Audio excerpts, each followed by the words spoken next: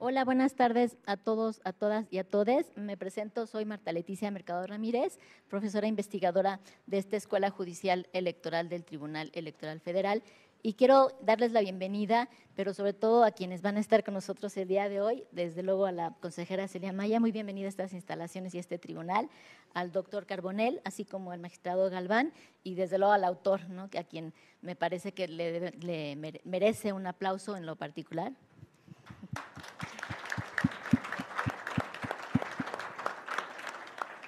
Muchas gracias.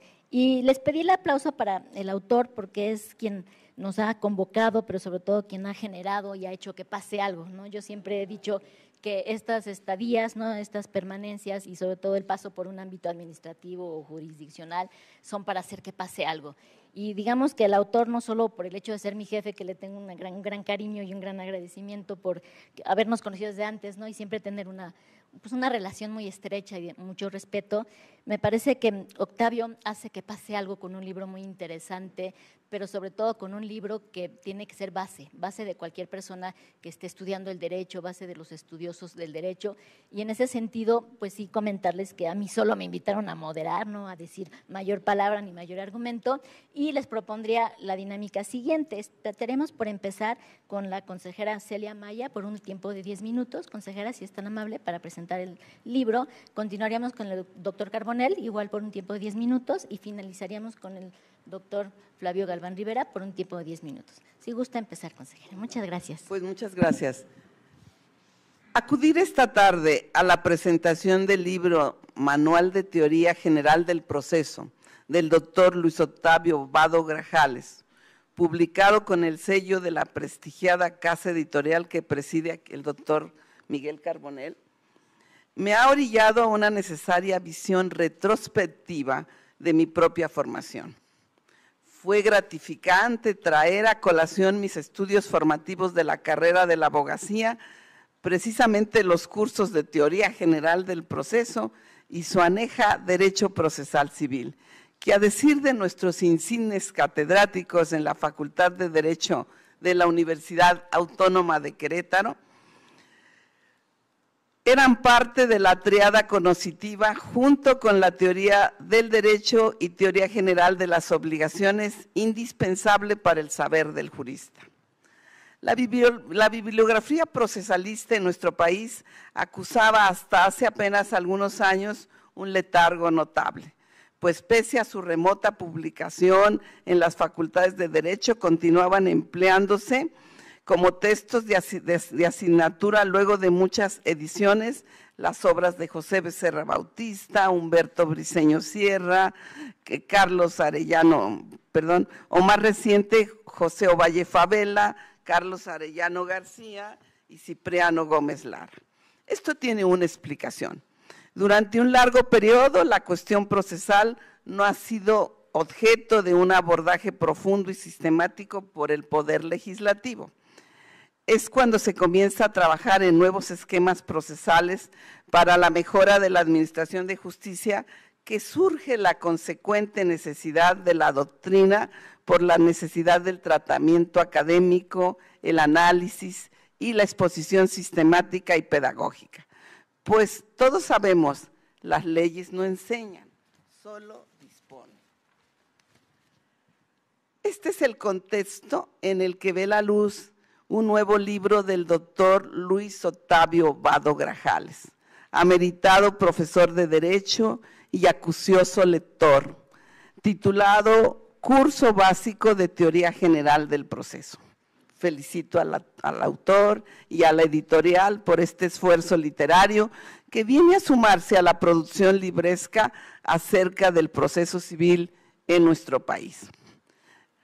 La disciplina jurídica encargada del proceso de manera unitaria y autónoma es de época reciente, pero no la reglamentación que se remonta históricamente hasta la tercera partida del Código Alfonsino de las 7 partidas, cuya data es del siglo XIII. Para no llevar demasiado lejos los antecedentes de la materia de la obra que presentamos, me referiré al comienzo de la literatura nacional, marcada con 2 obras que se volvieron de consulta indispensable en el foro mexicano. Una es el libro titulado Lecciones de Práctica Forense Mexicana de Manuel de la Peña y Peña, 1835, obra pionera en su género. La Comisión Revisora del Ilustre y Nacional Colegio de Abogados dictaminó sobre el primer tomo. Ha tratado su autor todas las cuestiones de práctica con claridad y sencillez, despejándolas de todas aquellas especies impertinentes de que comúnmente se resienten las obras de esta clase y de la multitud de citas, muchas de ellas inútiles, que nuestros autores antiguos creían ser el mejor ornato de sus obras, no sirviendo a veces de otra cosa que de hacer fastidiosa su lectura. La otra obra de factura más europea es el trabajo publicado en 1842 titulado El litigante instruido, en cuyas lecciones, estructurado a modo de los catecismos constitucionales, se trataba de todo el derecho, incluyendo la materia procesal, a base de un cuestionario en la que se incluían la pregunta y la respuesta de. Pregunta: ¿qué es juicio? Respuesta: legítima contención de causa que se disputa entre el actor y el reo ante el juez, establecida para que los pleitos se terminen por autoridad pública. Otra pregunta nada más. ¿Cuántas personas son necesarias para construir un juicio? Respuesta: 3. Actor, que es el que pide, reo, a quién o contra quién de quién se pide, y juez, que lo decide. El editor se preciaba en el prólogo de la obra de que tenía la ventaja de ser útiles a jueces, escribanos, abogados, procuradores, etcétera. Y sobre todo, utilísima a los estudiantes, porque la podrían encomendar fácilmente a la memoria para sufrir cualquier examen sobre el derecho. Extrapolando, confío en que no ha de ser diferente para el caso el libro del doctor Vado Grajales. Confiamos en su cabal recepción por el Foro Mexicano y que sean muchos los lectores de los sectores judicial, abogacía, notarial, asesorías y consultorías, pero siempre del noble estudiantado que busca con los manuales superar las crisis de sus exámenes de la materia. Nuestra herencia procesal es española, como bien lo ha esclarecido el estudioso Juan Montero Aroca. Sin embargo, y al leer la obra que se presenta, se corrobora plenamente, hay influencia de los clásicos procesalistas de la escuela italiana, Chiovenda, Carneluti, Calamandrei, tan citados en la doctrina procesalista mexicana. Se advierte una fuente nutricia del pensamiento de procesalistas de gran calado en nuestro país, como Niceto Alcalá Zamora y el muy estimado Cipriano Gómez Lara. Igualmente, se observa una herencia conceptual de la obra pionera paradigmática de la materia en comento, que fue escrita por dos grandes maestros procesalistas, las instituciones de Derecho Procesal Civil, Rafael de Pina y José Castillo Larrañaga. Dejo las fuentes para describir la estructura del libro del doctor Vado Grajales. No me detendré en las preliminares de ineludible presencia en toda obra, sino a su distribución temática.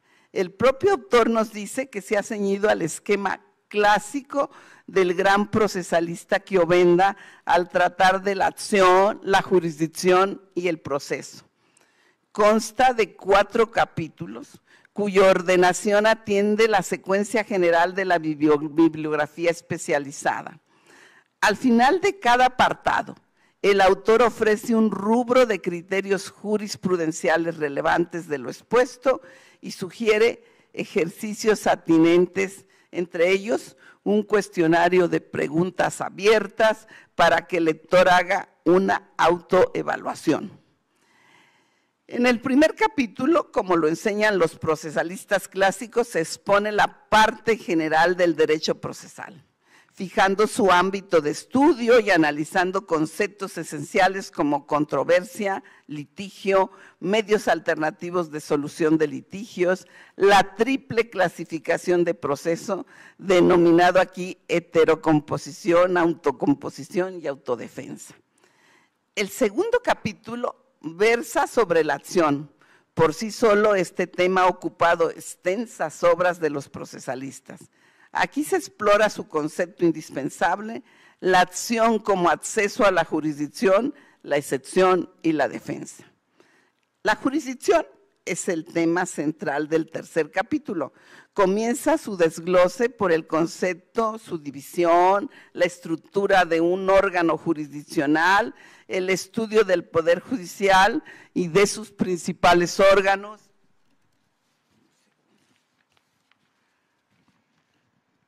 El proceso es estudiado en el cuarto capítulo. Esta parte es naturalmente la que abarca más tópicos, lo que exige mayor extensión en su estudio. Inicia por el análisis del concepto, explica las fases procesales, expone los principios constitucionales que lo rigen, se ocupa de las partes y de los terceros en el proceso. También trata de los presupuestos procesales, los plazos, los medios de comunicación procesal. Otro bloque conceptual está formado por los tópicos de las pruebas, la sentencia y los medios de impugnación. Cierra la exposición con los rubros de cosa juzgada, ejecución de sentencias y justicia digital e inteligencia artificial. Me parece que la obra se inscribe en la bibliografía especializada cuyo común denominador es la conservación de un núcleo esencial que permanece en la historia del proceso, aunque no variaciones y matices. Es lo que, como señala el autor, la unidad y esencialidad de la teoría general del proceso. Coincido plenamente con la opinión del magistrado Felipe de la Mata Pizaña al reconocer en la obra que nos ocupa el acierto de mantener la estructura clásica de los libros dedicados a esta disciplina.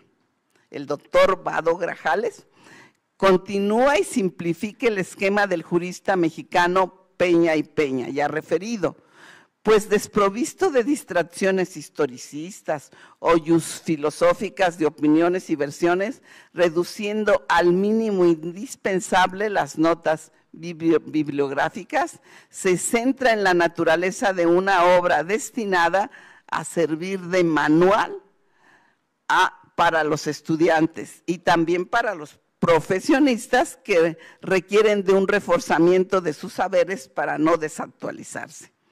El material discursivo posee la categorización disciplinar que ha llegado hasta nuestros días, pero además advierte los rumbos que ha de enfrentar el proceso ante el vertiginoso cambio tecnológico que ya está aquí, pero que será mucho más acentuado en el tiempo venidero.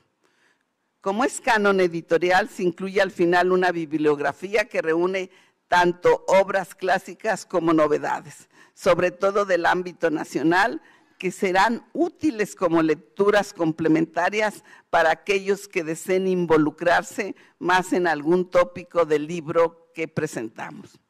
El doctor Vado Grajales es un consumado escritor. Su estilo ágil, claro y lúcido se aprecia en el desglose y tratamiento de cada uno de los temas. Es directo, sin eludir por ello cuestiones arduas o de difícil exposición. Cauto en planteamientos controversiales. Deja, sin embargo, sentado su posicionamiento. Reitero mi felicitación al doctor Vado Grajales por esta incursión en el campo del derecho procesal. Estoy cierta de que apenas es el producto inaugural de una serie de trabajos por el mismo tenor que en el futuro nos ofrecerá, sobre todo a propósito de los cambios que la legislación procesal está impulsando y desde luego con la sobre todo de su cotejo con la realidad del Foro Mexicano. Muchas gracias.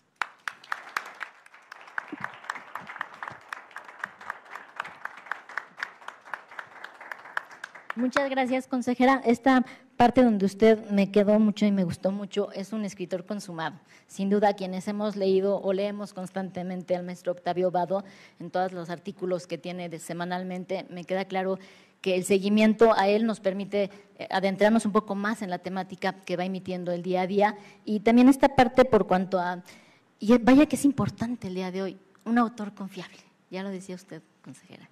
Necesitamos autores confiables, que podamos tener una lectura, pero podamos dar por hecho y sea una realidad, que el concepto o la idea que nos están plasmando sea verídica. Y es lo que encontramos mucho con el autor consolidado, que es el doctor Vado.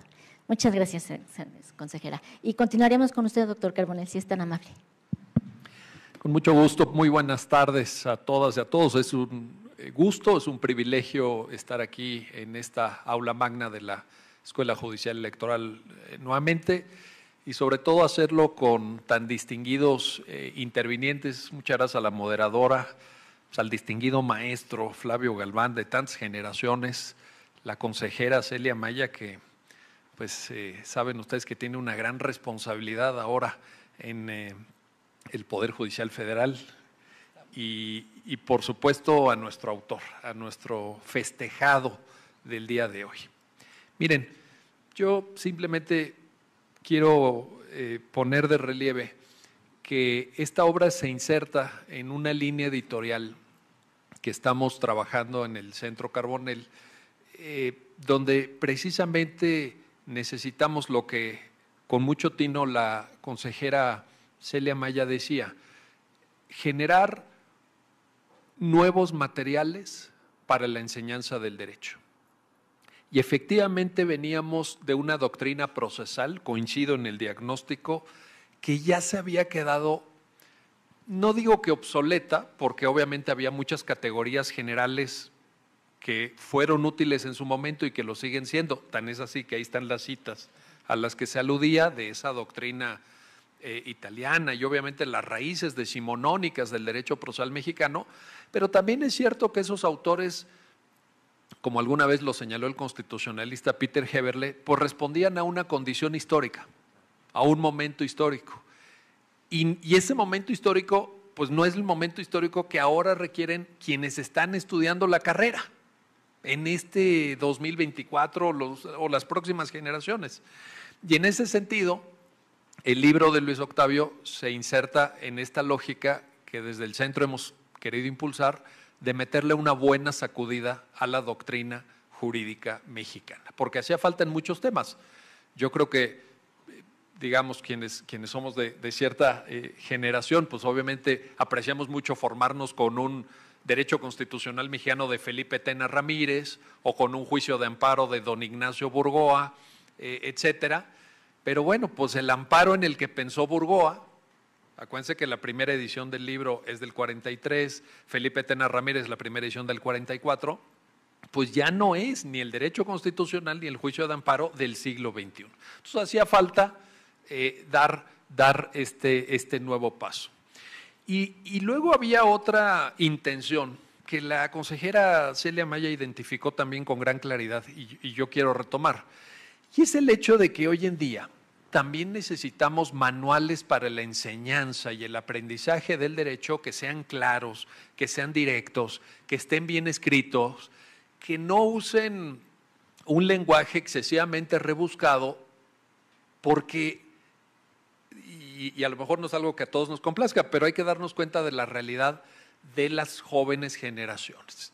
Ya hace muchos años, cuando yo publicaba en la editorial Porrúa, algún día comiendo con el dueño de la editorial, José Antonio Pérez Porrúa, acaba de salir un libro mío de unas cuantas, de bastantes páginas, ¿no? Así, de estos tabiques, ¿no? Y me dijo, José Antonio, y está muy bien tu libro, yo siento que, como siempre, en fin, muy bien, pero no podrías hacer, tenía como 1100 páginas el libro, entonces me dijo, ¿no podrías hacer como una versión abreviada como de 300 páginas? 250 cuando mucho, porque sabes que ahorita ya las jóvenes generaciones, ya un libro de 1100 páginas ya las echa para atrás. O sea, ya no se imaginan en un cuatrimestre o incluso en un semestre, pues llevando ese material bibliográfico. Claro, yo me acuerdo que en la Facultad de Derecho de la UNAM, pues hace unos años sí llevábamos el juicio de amparo de Burgoa en un semestre. o el Rojina Villegas también, en fin. Pero a lo mejor esa capacidad de cargar tanto volumen, pues ya no la tengan las jóvenes generaciones. Entonces vean la inteligencia de nuestro autor para poner en este número muy razonable de páginas, de una manera clarísima, meridiana, muy bien estructurada, el conocimiento en materia de teoría general del proceso, en donde específicamente veníamos de una situación, creo yo, buena en los años 70 y en los años 80 por los nombres a los que la consejera aludía. Por ejemplo, a mí me dio clase en la facultad Cipriano Gómez Lara y llevábamos su libro y la verdad es que es un libro fantástico y todo, pero pues teoría general del proceso de Cipriano Gómez Lara, pero sí, pues ya se le nota, yo lo retomé hace poco y le volví a dar una revisada y sí se le nota ya el paso del tiempo, como es natural y como nos va a pasar a todos, también a Luis Octavio le va a pasar, o sea, tiene que seguirse actualizando. Entonces, creo que este tipo de manuales responden a una nueva lógica en cuanto a la pedagogía universitaria, que es a lo que se dirigen. Se dirigen a aula, se dirigen para quienes dan clase, para quienes están estudiando, etcétera, que tengan este material, por eso se acompaña de los cuestionarios, de los ejercicios, de la bibliografía adicional, etcétera. Pero hay otra virtud muy grande que quiero aprovechar para destacar ante ustedes y llamar su atención. Y es que Luis Octavio tuvo el tino, y bueno, coincidieron las cosas, de que pues ahora viene una verdadera revolución en términos normativos en el derecho procesal mexicano, que es el Código Nacional de Procedimientos Civiles y Familiares. Y el libro lo refleja. En el libro está citado el código, hay algunas referencias, etcétera, y esta va a ser una sacudida importantísima. Y lo interesante es que ya sea el Código Nacional, ya sean las reformas procesales en materia mercantil, acuérdense que tenemos nueva oralidad mercantil, reformas al Código de Comercio, tenemos un Código Nacional de Procedimientos Penales, todos estos ordenamientos se tienen que estructurar a partir de una comprensión adecuada de la teoría general del proceso. Es decir, si tú no tienes claras esas categorías, tú vas a dimensionar estos cambios en lo normativo, desde el punto de vista procesal, como fragmentarios. Hay una ocurrencia en materia mercantil. Aquí se les ocurrió el proceso familiar. Por acá lo penal. No. Tienen una base común. Tienen que tener una base común. Hay un soporte, hay un fundamento conceptual. ¿Y cómo se llama ese fundamento conceptual? Teoría general del proceso. Ese tiene que ser nuestro punto de partida, nuestra forma de comprenderlo. Y agrego incluso a este conjunto de reformas una que yo creo que no le hemos puesto atención y para mí es la clave del éxito de muchos de estos procesos de innovación institucional y procesal. Y Luis Octavio lo menciona también en su libro, que es la Ley General de Mecanismos Alternativos de Solución de Controversias, la del 26 de enero de este año. ¿Por qué? Pues porque acuérdense que el Código Nacional de Procedimientos Civiles y Familiares trae el principio de inmediación estricta. ¿Qué quiere decir? Va a tener que estar presente en todo momento la autoridad jurisdiccional. Bueno, los que hayan litigado familiar aquí en la Ciudad de México saben que eso ahorita no ocurre, pero ni remotamente, ¿verdad? O sea, ahorita van ustedes a un juzgado familiar aquí ahí en Niños Héroes en la mañana y hay 6 audiencias simultáneas, ¿no? Una con el mecanógrafo, otro con el secretario, otra con no sé quién, y con quien esté disponible, échate otra porque traen ellos una carga de trabajo impresionante. ¿Qué sucede cuando tú metes en un código como el Código Nacional inmediación estricta? Pues es uno a la vez, igual que está sucediendo en materia laboral. Y eso obliga a que deflacionemos el número de causas que aborda la jurisdicción civil y familiar. No hay manera de seguir procesando un número tan alto. Y ya he dado aquí en este mismo auditorio los datos, los comparto nuevamente, son datos del INEGI, que acaba de publicar, por cierto, el Censo Nacional de Impartición de Justicia la semana pasada, el actualizado. Pero el de hace un año nos hablaba de 950,000 nuevas causas judiciales en materia familiar en todo el país, por año. Bueno, es una brutalidad, es una carga impresionante.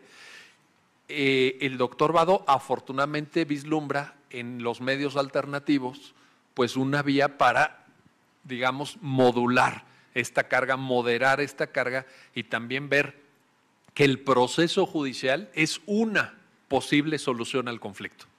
Y por eso la cita del libro de Niceto Alcalá, Zamora y Castillo me parece fundamental. Proceso, autocomposición y autodefensa, ese pues, libro ya legendario en materia procesal, del que muchos aprendimos y abrevamos, y a partir de ahí ver el proceso no como la única opción en el menú, sino como una más, incluso una de carácter subsidiario, Y esto además, y termino con esta reflexión, creo que empata muy bien con lo que está por venir. Y ustedes saben lo que está por venir. Es decir, un cambio, platicamos antes de empezar con la consejera y con mi maestro Flavio Galván, pues un cambio de era, un cambio de época, en donde, honestamente se los digo, y lo digo a título personal, quién sabe qué vaya a pasar. ¿Cómo se va a impartir justicia después del 2025? ¿Qué perfiles van a llegar? ¿Cómo le vamos a hacer con una serie de vacantes y una serie de huecos y una serie de sistemas de nombramiento, elección, etcétera, que ningún país del mundo ha experimentado? Ni uno. Ya sé que dicen, no, Estados Unidos, no, a ver, ni uno. A este nivel y escala no hay precedente en la historia jurídica del mundo. Entonces, también en ese sentido es muy importante, y les diría hoy más que nunca, tener esta preparación, tener estas herramientas, tener esta claridad conceptual con la que escribe, se expresa y piensa Luis Octavio Vado, porque es la única manera en la que vamos a seguir a poder salir adelante. A mí yo entiendo, vaya, ustedes saben que yo no formo parte del Poder Judicial, yo entiendo que haya zozobra, que haya pues sentimientos muy álgidos en quienes han apostado por la carrera judicial, que no sepan ahora qué sigue, qué hacer. Pero una cosa nos tiene que quedar claro: jamás va a dar buen resultado quedarnos callados, apáticos y dejar de participar. Yo les he dicho en privado a muchos de mis amigos con los que he podido platicar en estos días, que sí están en la carrera judicial hasta ahorita, les digo, oye, muchos de ellos renunciaron o declinaron participar. Oye, ¿qué hiciste? ¿En qué estabas pensando? ¿En qué estás pensando? ¿Por qué piensas que tú, que eres una persona preparada, estudiosa, que se actualiza, que conoce cómo se administra justicia, por qué tú piensas que tu declinación va a dar lugar a que llegue alguien mejor que tú? O sea, ¿en qué mundo, de dónde viene ese pensamiento? No lo entiendo. Pero bueno, ellos te dan su explicación, te dan sus argumentos, sí, pero hay que seguir. Hay que seguir. A mí me gusta mucho, y como Luis Octavio es también igual que yo un fan de la historia constitucional norteamericana, va a apreciar esta cita.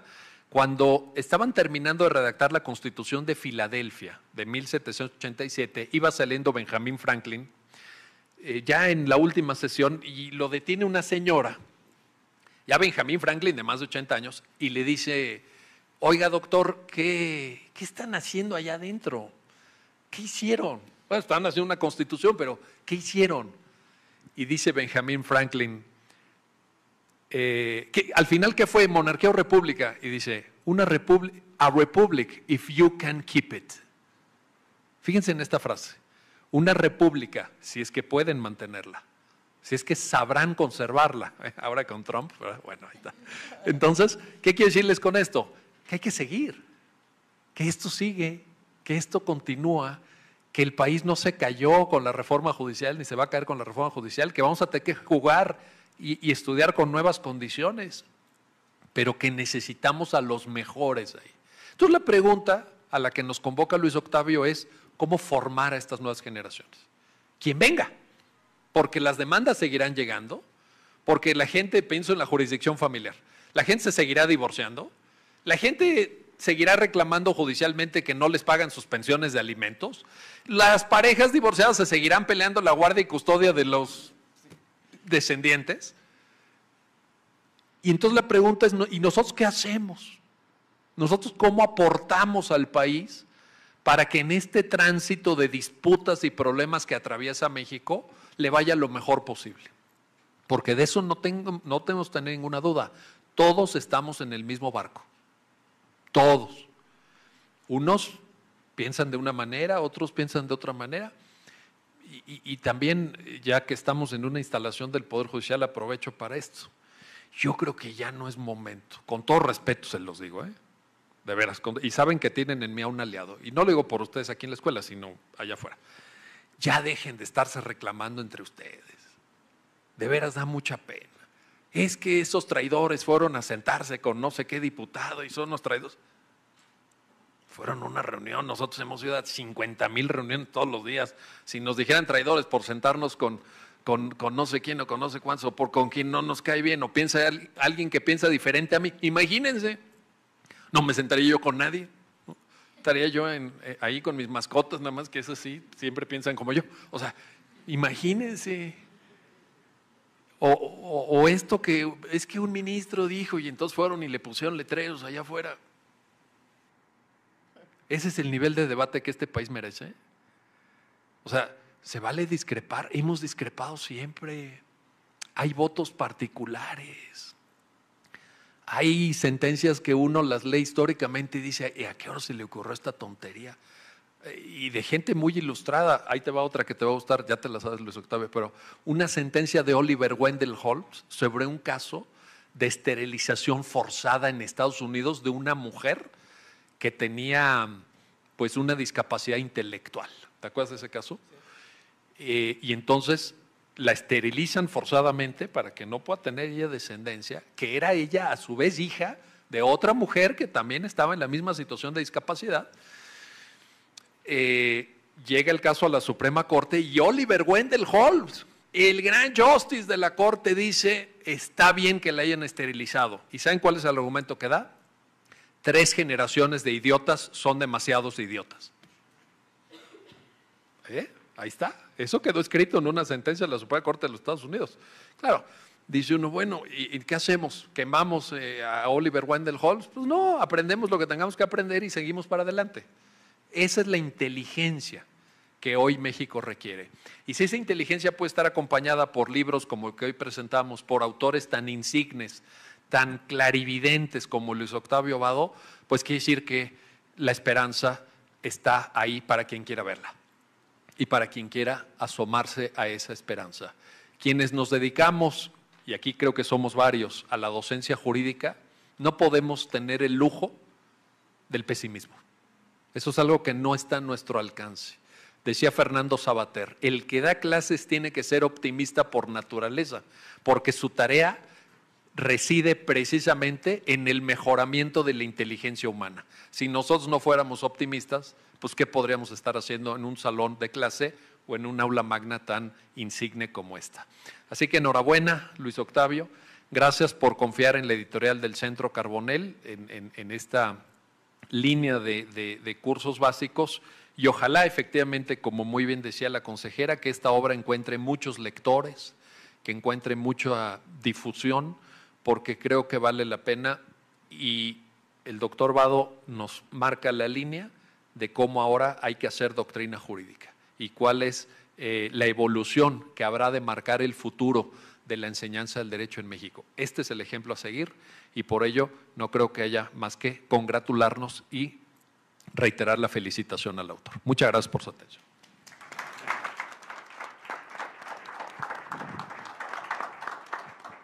Muchas gracias, doctor. Sin duda, es un libro que permite una sacudida. Tenemos que adaptarnos, es parte de, sobre todo si somos estudiosos del derecho, nos dedicamos a esto.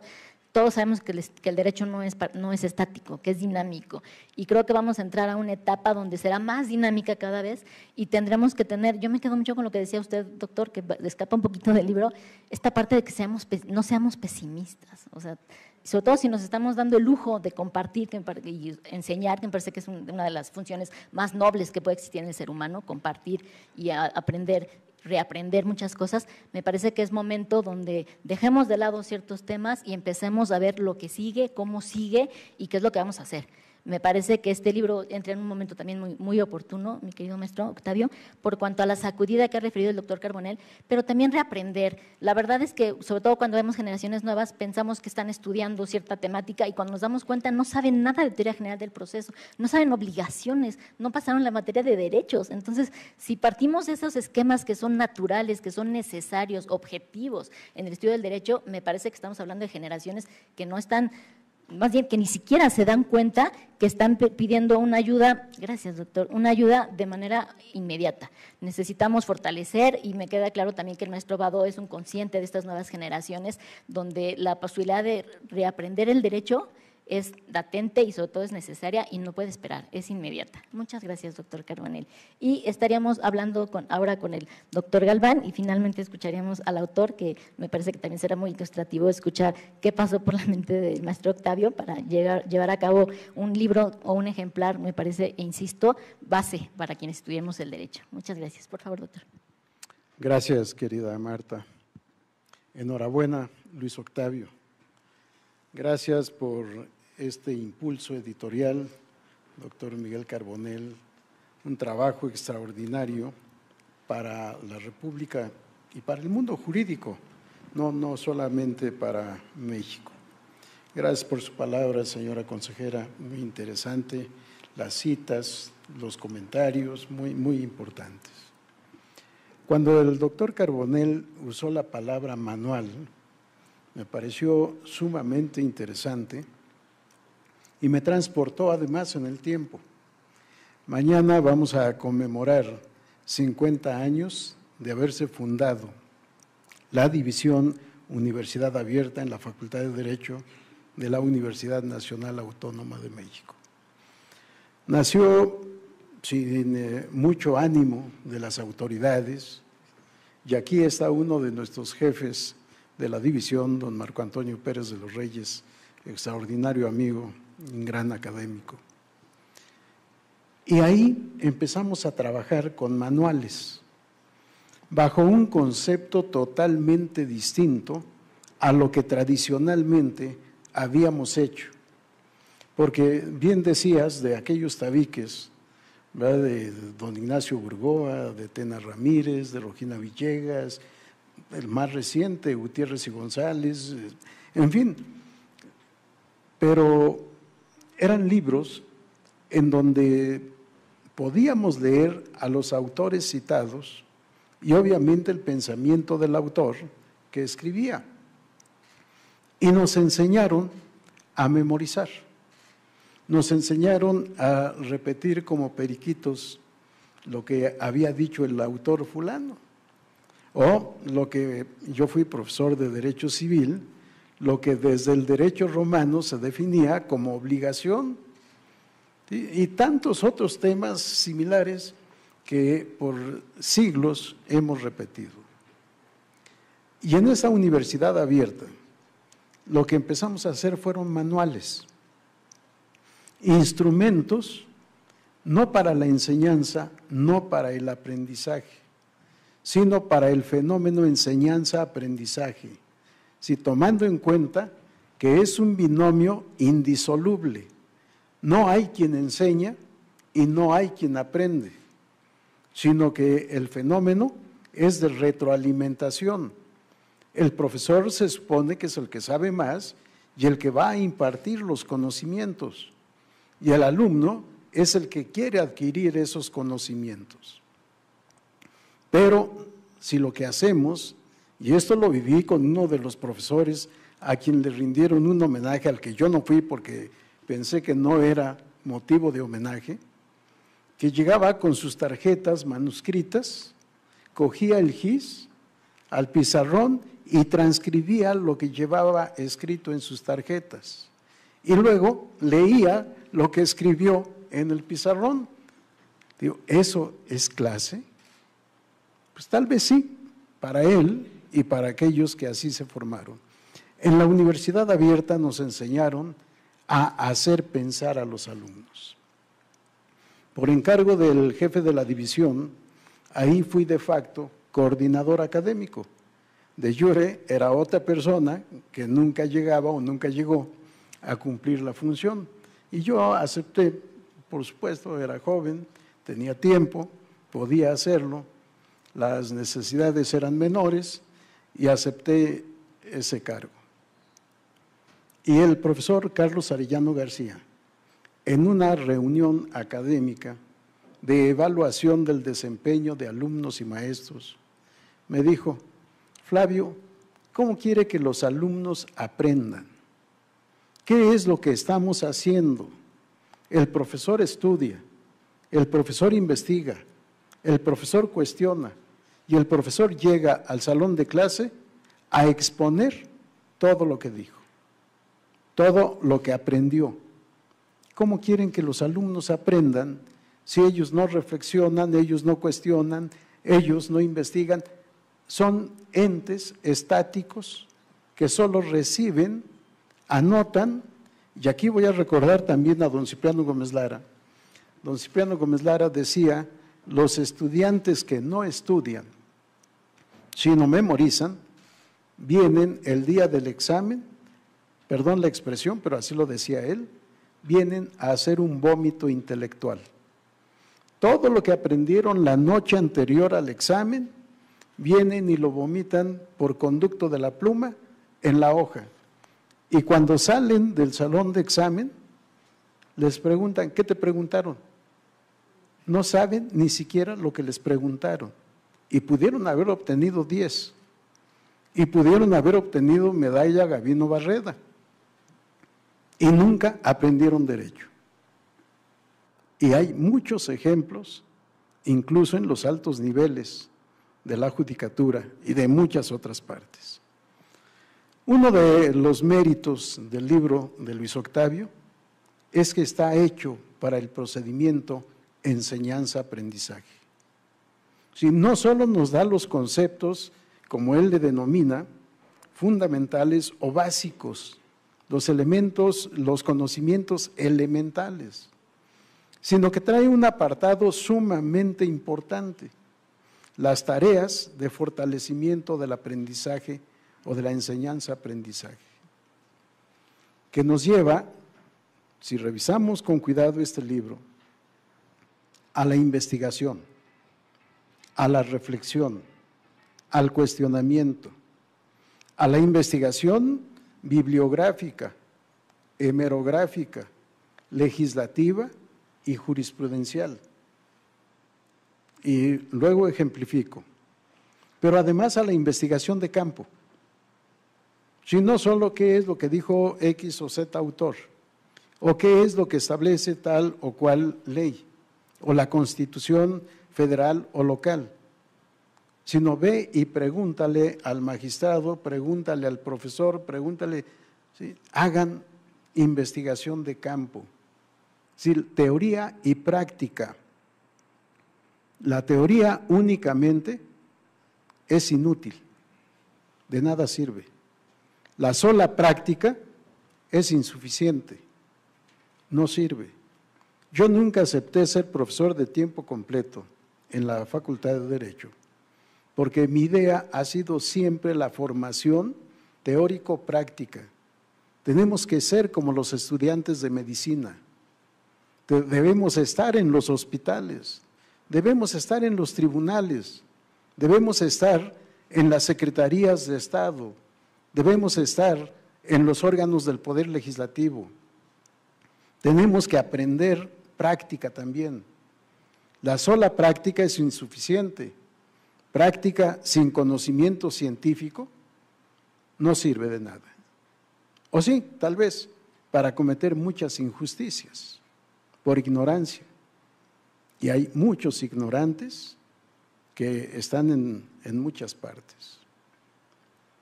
Teoría y práctica. Esto es lo que encontramos en el libro de Luis Octavio, que me parece sumamente interesante. Pero además, les decía, nos mueve a la reflexión. Si revisamos, las anoté, las páginas 28, 29, 42, 43, 70, 71, 72 y 114 a 118, vamos a encontrar todas estas actividades de fortalecimiento de la enseñanza-aprendizaje. Es un libro que no solo es útil para el estudiante, por el título, curso básico, no, es un instrumento fundamental para el académico, para que el académico enseñe a enseñar o aprenda a enseñar. En el Consejo de la Judicatura del Poder Judicial de España recibimos un curso titulado Enseñanza para enseñadores o para académicos, aprender a enseñar. Y aquí tenemos muchos de estos elementos. Voy a citarles un ejemplo o dos, si el tiempo lo permite. Por ejemplo, en la página 42, bajo el rubro 2.6, ejercicios del segundo capítulo. Leer detenidamente la pregunta y responder. 2. ¿Qué similitudes y diferencias encuentras entre el derecho genérico de petición y el derecho de acción? Elabora un cuadro comparativo.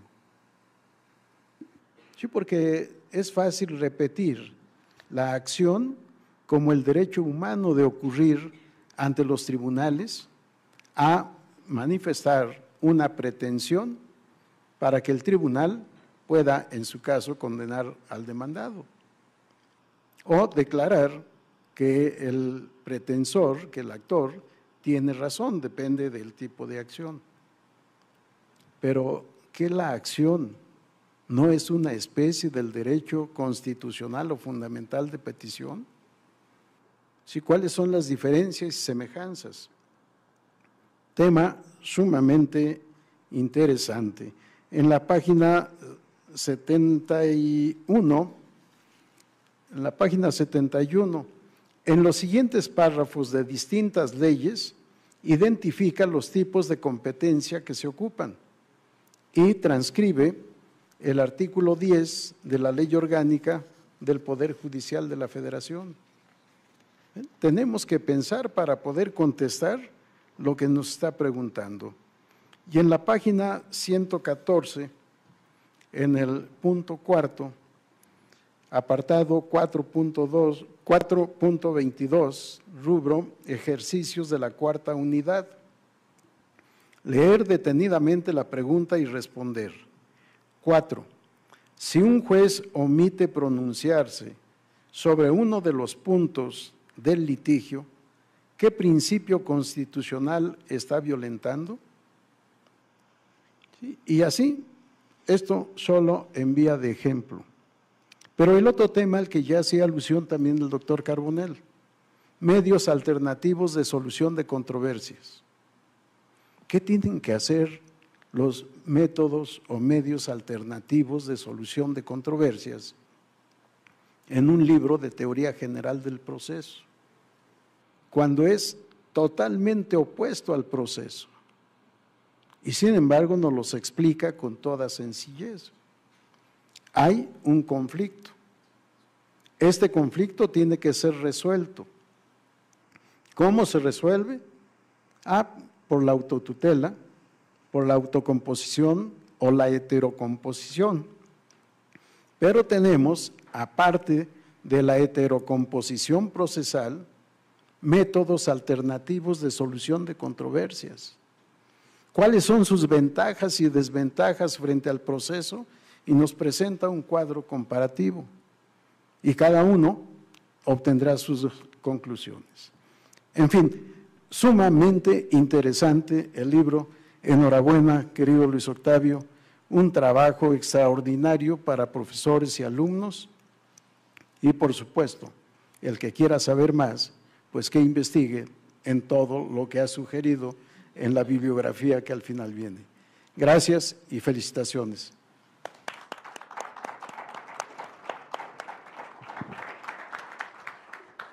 Muchas gracias, doctor Galván. La verdad es que usted es una institución en la impartición de justicia y también en el tema de estudiar Derecho, ¿no? Yo fui alumna del doctor Galván en el posgrado y la verdad es que yo no había sido alumna de él en la carrera, en la licenciatura, sino hasta el posgrado, y para mí sí fue como encontrarme en un terreno diferente de aprendizaje, de enseñanza-aprendizaje, pero me parece que de eso va. Nuestra función creo que es, como humanos que estamos aquí, como personas, tener la capacidad de absorber conocimientos y después ir y compartirlos. Me parece, e insisto, yo siempre he pensado que el quehacer más noble que tiene el ser humano es la capacidad de poder compartir conocimientos. Y este libro no es la excepción. Sin duda, veo mucho apapacho para el doctor Octavio Vado, porque después de un trabajo y de un esfuerzo que solamente él sabe cuántas horas dedicó al texto, la verdad es que vale la pena el reconocimiento particular.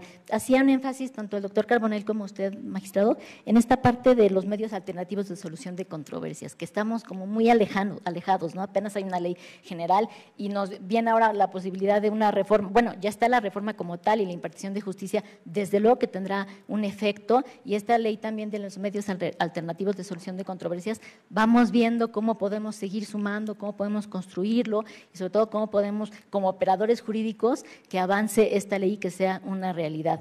Me quedo también en esta parte por cuanto a nosotros venimos a aprender y esta capacidad de tener la parte de organizarnos en cuanto a la enseñanza-aprendizaje, ¿no? Donde hay nuevas modalidades, ¿no? El método de aprendizaje a través de competencias, que en algunos lugares dicen que esa estrategia no funcionó, que ese modelo no funciona, etcétera. Pero esta parte donde, y es lo más rescatable creo del libro, bueno, al menos a mí como alumna es la parte que más me gusta, este tema de la retroalimentación, ¿no? Donde la verdad es que uno puede estudiar y siempre hemos escuchado que nos dicen, aprendes más preparando la clase que recibiendo la clase, ¿no? Y eso es cierto, pero este libro nos permite tener esta capacidad de estudiarlo, ver los temas, hacer un ejercicio y ya sabrá uno si hace trampa o no, si se regresa o no, pero finalmente la pretensión del libro, me parece, es que el alumno aprenda, que el alumno vaya avanzando y vaya teniendo conceptos muy en lo particular. Y me quedo también lo que decía el doctor Galván, porque me parece que todas las personas, incluida la consejera, desde luego, que nos ha acompañado, lo ven igual, lo vemos igual. El alumno no tiene que ser un ente, no somos entes, porque finalmente todos seremos y seremos alumnos de algo en esta vida, y no somos entes, no tendríamos ni por qué asumirnos, ni por qué nos tendrían que ver. Quisiera hacer algún anuncio en lo particular. El texto está en Amazon incluso, lo que implica que llega a sus casas, a sus domicilios, si lo piden, es muy fácil de buscar en Amazon. Yo lo conseguí en Amazon 2 veces, de reconocer, porque lo regalé a una persona y el otro texto es para mí. Y bueno, ahora sí que muchas gracias, doctor, muchas gracias, consejera, y muchas gracias, doctor, también. Ha sido totalmente ilustrativo ver y sobre todo ser parte y testigo del cariño y reconocimiento que le hacen al doctor Vado, y yo estaría contenta y feliz de que el doctor Vado ahora sí nos dedique unas palabras. Muchas gracias, doctor. Pues muchas gracias, muy buenas tardes a todas y a todos, desde luego sobre todo al panel, mi estimada amiga magistrada Marta Mercado, pues tú sabes el aprecio personal y el respeto intelectual que te tengo. Al doctor don Flavio Galván, desde luego una institución, no solo en este tribunal, sino también en el derecho procesal electoral y desde luego en la teoría general del proceso. Para mí, darle un texto mío siempre es un reto, porque sé que el juez es justo, pero es duro, y se lo agradezco. A doña Celia Maya, de quien no fui su alumno, pero fui litigante y usted fue, algunos asuntos me los resolvió en apelación, y la verdad es que siempre pude reconocer en usted el profundo conocimiento y sobre todo algo que a mí me parece fundamental, que es la visión práctica del derecho. A Miguel Carbonell, a quien le agradezco, en primer lugar, la edición del libro, pero que sobre todo le reconozco dos cuestiones. No fue suficiente para él ser un referente del derecho constitucional, sino que además se convirtió en un referente en general del derecho y de la labor editorial. Muchas gracias, Miguel.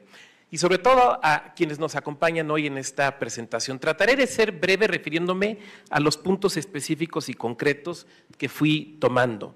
Sí, desde luego, cuando la consejera Maya nos habla, como también lo hizo Miguel y como también lo hizo el doctor Galván, de un libro, de un texto corto y preciso. Ese era el objetivo. ¿Por qué razón? Lo voy a tratar de poner de forma muy clara. Varios de quienes estamos aquí estudiamos la carrera por años. Ahora ya no se estudia ni siquiera por semestres, se estudia por cuatrimestres. Entonces, ¿qué sucede? Que cuando antes estudiabas obligaciones en Planiol en 3 tomos, ahora no hay oportunidad ni de acabar el primero. Y lo que nos enfrentábamos es que la doctrina existente, sumamente meritoria, es una doctrina pensada para otras épocas. cuando se estudiaba por años. Hoy no es posible estudiar así. Pero además, quienes escribimos un libro nos enfrentamos a otra realidad. Los jóvenes hoy, ¿dónde buscan la información? Ya ni siquiera es en Google, es en TikTok, donde buscan la información. Y por eso varios estamos en TikTok, ahí me pueden buscar, no hago bailes, o a lo mejor sí, pero me tendrán que seguir para saberlo. He de decir que mi cuenta de TikTok la supervisa mi hijo adolescente porque él verifica que no vaya a ser yo el ridículo, a veces me le escapo. Pero en todo caso lo que quiero decir es que es necesario replantear la forma en la que escribimos los libros. En segundo lugar, y comentando también este punto, por eso fue para mí muy importante que este libro se pudiera editar en la línea editorial de la que hablaba el doctor Carbonell, que es una línea editorial pensada en los estudiantes de hoy. Cuando yo estudié Teoría General del Proceso, yo tuve la oportunidad de estudiarlo directamente en los fundamentos del Derecho Procesal Civil de Couture, que como me decía un maestro es la Biblia. Pero ¿quién puede estudiarlo hoy ahí?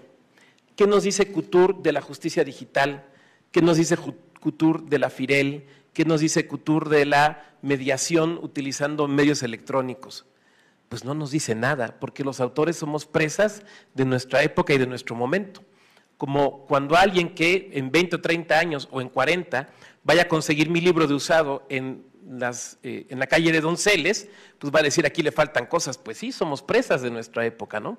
Por eso decía Borges que uno no puede tratar de ser un escritor de otra época, uno es un escritor de su época porque no hay otra manera de serlo. Sí, desde luego, en ese sentido, la incorporación de los criterios y los ejercicios que apuntaban, desde luego, tanto la presentadora como los presentadores. A ver, ahí me pareció importante incorporar criterios de nuestra Suprema Corte de Justicia de la Nación y también de la Corte Interamericana. Quienes trabajamos en este tribunal ya lo sabemos, ¿no? Constantemente se invocan criterios de la Corte Interamericana. Y México es un país que de manera soberana desde 1981, y si no ustedes me corregirán, hemos aceptado la jurisdicción de la Corte Interamericana de Derechos Humanos. Eso es lo que tenemos hoy y eso es con lo que tenemos también que trabajar. Me pareció muy importante también, lo apuntaba la consejera Maya, incluir un apartado de justicia digital e inteligencia artificial. Mis compañeras y compañeros de la Escuela Judicial no me dejarán mentir, acabamos de tener un seminario y una serie de cursos muy importantes sobre esto, ¿no? Pero bueno, veamos lo que acaba de pasar en Colombia, la reciente sentencia de la Corte Constitucional colombiana acerca del uso de inteligencia artificial en los juicios. Veamos cómo en Inglaterra se utiliza la inteligencia artificial para que los periodistas de las cortes puedan generar versiones en un inglés, vamos a llamarle entendible, de las sentencias. Veamos cómo en Estados Unidos ya la propia American Bar Association ha regulado la manera en la que los despachos pueden utilizar la inteligencia artificial. No es ni siquiera un tema de futuro, es un tema de realidad, punto, se acabó. ¿Cuántos abogados y abogadas que incluso probablemente estén aquí o nos estén viendo han construido algunos argumentos o han investigado a partir de ChatGPT? Ahora, el problema es que las inteligencias artificiales de acceso abierto son bastante inseguras porque producen alucinaciones, ¿no? ¿Qué son las alucinaciones? Son auténticos inventos. Permítanme ponerme de ejemplo, ni modo que ponga a nadie más, ¿no? Le pregunto a una inteligencia artificial quién es Luis Octavio Vado Grajales, me dice que mi mamá me tuvo al año de nacido, me dice que ya me morí, lo cual no es una noticia falsa, es un poco adelantada, pero no es falsa. Me dice que escribí El laberinto de la soledad y que fui un poeta muy laureado. Y yo dije, qué vida interesante, ojalá esa hubiera sido mi vida. Claro, ¿qué es? Es un error. Y me van a decir, bueno, pero ¿y si le pregunto de cuestiones jurídicas a otra inteligencia artificial? Le pregunto de qué trató el asunto Varios 912 de 2010 y me inventa que fue un asunto laboral e incluso se inventa a los ministros de la Corte en ese momento. En Estados Unidos y en Europa ya ha habido sanciones a abogados que utilizan inteligencia artificial con estos errores que técnicamente se llaman alucinaciones. Pero esa es una realidad y bien haríamos en los poderes judiciales en empezar a definir los criterios y los lineamientos para el uso de las mismas, por lo menos mientras se legisla en la materia. Claro, desde luego. Algunos comentarios que hacía, desde luego, Miguel Carbonell. Sí, claro. A ver, ¿por qué es importante una línea editorial como esta? Porque no se puede sustituir un libro con el TikTok. Uno puede meterse ahorita a TikTok y buscar concepto de acción y se van a encontrar 20 o 30 o 40 o 1000 personas que nos explican el concepto de acción. Pero aprender derecho no es solo aprender definiciones, sino cómo utilizarlo y cómo se interrelacionan. Hacía referencia la consejera, por ejemplo, a acción y excepción. No es lo mismo, pero se interrelacionan. Esa interrelación no la vas a encontrar en un TikTok, solo la vas a encontrar leyendo un libro o en una clase. Entonces el TikTok no sustituye al libro. Entonces en ese sentido es importante que las jóvenes y los jóvenes tengan acceso a textos actualizados, pero también que sean textos que entiendan la manera en la que estudiamos hoy. Este es un libro que se puede leer en el metro, este es un libro que se puede leer en el metrobús, este es un libro que hasta en el cablebús se puede utilizar. ¿Qué es lo que estoy tratando de decir? Que es un libro pensado para que se pueda trabajar el día de hoy. Los reto a que se suban al cablebús con, por ejemplo, los 3 tomos del Derecho Procesal Civil de las clases de Couture. Va a ser un poco complicado. En ese sentido, también la idea de que está dirigido para estudiantes. Sí, pero voy a decir algo y por favor créanme que lo estoy diciendo sin el más mínimo intento de sarcasmo. Yo estoy seguro que el día de hoy hay pues, muchos abogados y abogadas que se han desarrollado en la carrera política y que frente a la elección judicial ven como una posibilidad continuar pues ahora en la parte de la judicatura. Pero que probablemente tienen un tiempo ya desligados del derecho procesal. Este libro les puede servir. Refrescar conocimientos, refrescar algunos elementos para poderlo entender. Pero también déjenme decirles otro ejemplo. Ahora que la judicatura se ha vuelto tan relevante y que cada vez encontramos más compañeras y compañeros que vienen de las ciencias políticas a hablar acerca de temas judiciales, lo cual está bien y es importante, ¿eh? También es importante que entiendan cómo se hace un proceso judicial. ¿Por qué tardan lo que tardan? ¿Por qué se construyen como se construyen? Ese conocimiento también lo pueden encontrar en mi libro. Por lo menos desde una perspectiva de tener los elementos mínimos para poderlo trabajar. Lo apuntaba también Miguel y es una, creo que quiero plantearlo así, es una característica, una ventaja de este libro. No hay otros libros de teoría general del proceso actualizados, con el Código Nacional de Procedimientos Civiles y Familiares y con la nueva Ley de Mecanismos Alternativos. No lo hay. Y no los hay porque esa legislación es recientísima, es de febrero la Ley de Mecanismos Alternativos. Pero a mí me parecía fundamental incluirlos, entre otras razones, por mi propia experiencia profesional. Yo tuve la oportunidad de ser mediador en el Tribunal Superior de Justicia de Querétaro. En una época donde los abogados nos veían como enemigos, a los jueces no les gustaban nuestros acuerdos, porque ¿cómo es posible que no pongan menor hijo? Porque nadie tiene un menor hijo. ¿Quién de ustedes tiene un menor hijo? Ustedes tienen hijos que tienen nombres. ¿O a poco cuando llegas a la casa, menor hijo, acércame tu tarea? Incluso dentro del Poder Judicial había resistencias, había quien decía, ¿y qué tenemos nosotros que andar haciendo con mediación? Nosotros, puro juicio y proceso judicial, perdón. Pero la formación actual de una abogada o un abogado que no entienda lo que es un mecanismo alternativo, sus diferencias, cómo funcionan, los perfiles, y los pueda entender, no necesariamente para que vaya a operar con ellos, pero porque sí va a convivir con ellos, resulta absolutamente fundamental. Pero si revisamos los textos clásicos, no están, o en alguno, que evidentemente no voy a citar, están mal categorizados. ¿Por qué? Porque no era relevante, pero el día de hoy es relevante. En ese sentido me parecía que también esto era un elemento que teníamos que incorporar. Y desde luego, sí, aprender lo que se debe aprender, o sea, los conceptos o elementos mínimos, para que no nos pase como me pasó en el primer año de la carrera, que estábamos en la cafetería de la facultad y de repente un compañero le dice al otro, sí, fuimos a presentar la demanda penal, y pasa un compañero de quinto año por atrás y le da un zape, jaja, demanda, no sabe, sí, no hay demanda en materia penal, pero es importante conocer los términos técnicos. Desde luego el magistrado Flavio Graván hablaba de textos prácticos. Aquí voy a hacer una breve digresión. Tengo 3 joyitas de libros. Uno es Estampas de España de Alfonso Reyes, autografiado por Alfonso Reyes, una primera edición. 3 meses de comer puros hot dogs del Oxxo, pero no podía dejarlo ir. Y el segundo libro, que es una joyita, es las conferencias que vino a dar Francesco Carneluti a la UNAM y a la Suprema Corte de Justicia en los 50. No solo porque el texto es de Carneluti, la traducción es de don Héctor Fixamudio y la revisión la hizo don Niceto Alcalá Zamora. O sea, nada más veamos de qué personajes estamos hablando. Y allí viene una frase de Carneluti que a mí me marcó desde la carrera. La frase es la siguiente. Él habla de que acaban de terminar un Congreso Nacional de Derecho Procesal Civil. Y dice, al terminar el Congreso nos congratulábamos de los avances que ha tenido nuestra disciplina, pero luego me pregunté, ¿y esto sirve para tener una mejor justicia? La teoría que no sirve para trabajar con la realidad, ¿de qué nos sirve? Para discutir si los ángeles tienen ombligos, ¿qué es esto? ¿Bizancio tomado por los musulmanes? Sí creo yo en una teoría que sirva para operar con la realidad. Y en ese sentido, claro, mi texto buscó ser un texto que se vinculara con la realidad que van a encontrar los jóvenes. Porque, perdón, pero a ver, aquí tenemos gente con amplísima experiencia judicial y yo supongo que cuando llamaban a sus secretarios de estudio y cuenta para ver un asunto, el secretario de Estudio y Cuenta no llegaba y decía, fíjese que Carneluti define, fíjese que Calamandrei dijo, Don Quiovenda. No, a ver, pero ¿cuál es la litis? No, pero déjeme le platico que ya… No, a ver, ¿cuál es la litis? No me recites el libro. Pero también al abogado litigante es igual. O sea, al abogado litigante no le interesa al cliente o a la clienta que uno se sepa los libros, le interesa que uno sepa ganar el pleito. Punto, se acabó. La nuestra es esencialmente una profesión práctica y sí, el libro fue pensado para esa parte. La incorporación de cuestionarios, claro, que llevaran no solamente a la memoria, sino también a la reflexión y a la investigación. ¿Por qué razón?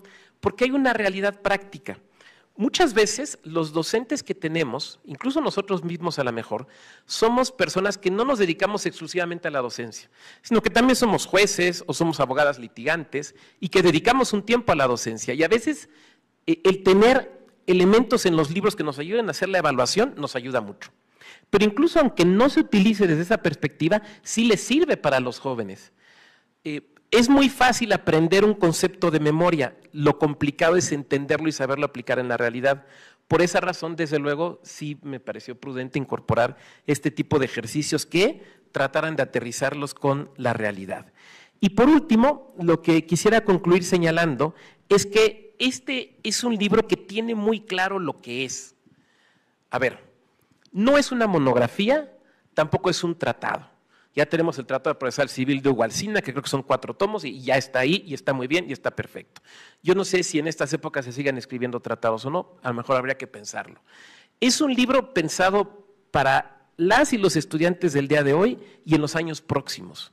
Es un libro pensado para un momento donde el derecho procesal está cambiando.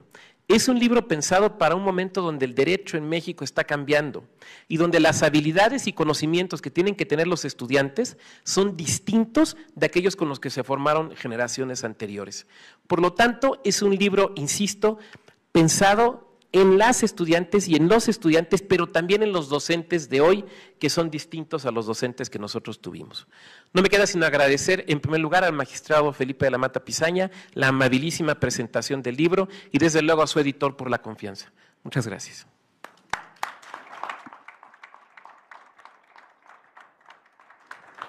Muchas gracias, doctor. Pues escuchando la presentación del libro y desde luego escuchando al autor, que siempre nutre mucho escuchar al autor bajo la lógica que tuvo o que buscaba, ¿no?, para llevar a cabo el texto, yo creo que es una clara invitación a tener el texto, a usar el texto y sobre todo, como bien decían y yo concluiría, nos sirve no solo para las generaciones nuevas, sino para quienes estamos actualmente y tenemos alguna pretensión o queremos actualizarnos en estos aspectos de lo que se refiere a la teoría del proceso, que son materias obligadas, ¿no? Son materias obligadas y que tenemos como docentes que encontrar la manera de darla, de impartirla, de compartirla, mucho más amigable, ¿no?, acorde a las generaciones. Me gustó mucho esta parte que referían ustedes. Ya se enseña diferente y se aprende diferente, ¿no? Platicaban lo del TikTok, ¿no? O sea, la verdad es que TikTok vino a revolucionar la forma de comunicación y la forma de aprender derecho y muchas otras, cocina, etcétera, ¿no?, plomería, etcétera. Entonces, seguramente han tenido experiencias donde, oye, maestro, vi en TikTok que la acción se define así, ¿sí es cierto o qué le falta? Y entonces estamos hablando de un nuevo modelo de enseñanza-aprendizaje donde tenemos que adaptarnos un poquito o ceder un poco esta formación que tenemos, no quisiera decir cuadrada, pero sí más formalista, ¿no?, donde bien decían ustedes, esta parte donde nos enseñaban o venimos todavía generaciones donde con que lo aprendiéramos de memoria bastaba, ¿no? Yo tenía un maestro que era, a ver, estudien de tal artículo a tal artículo y se seguía de las páginas y las páginas y las páginas, nada, se reía y pues hasta donde aguanten, ¿no? Y los exámenes eran así, exámenes de 20 hojas a letra de mano, ¿no? Hechos a mano, donde lo que se pretendía era un aprendizaje, pero cuando llevabas el caso práctico, la verdad es que era teoría lo que aprendías, ¿no? Esa es la verdad. Y el derecho no solo es porque sea un tema de dinamismo, una parte dinámica, es que el derecho está vivo y va a estar más vivo que nunca en este país, sin duda. Muchas gracias, y yo no tengo más que agradecer la deferencia de poder estar aquí con ustedes. Desde luego la consejera es un lujo para mí poder estar y compartir con usted. El doctor Carbonell, desde luego también, muchas gracias, doctor, y el doctor Galván, y qué puedo decirles de amigo, jefe, compañero, ¿no? Y sobre todo autor. Muchas gracias y los invito a que lo lean, de verdad. Muchas, muchas gracias. Y si me permiten, haría entrega de un par de presentaciones, un par de constancias por la presentación del libro, en el orden en que fueron ustedes participando. Muchas gracias.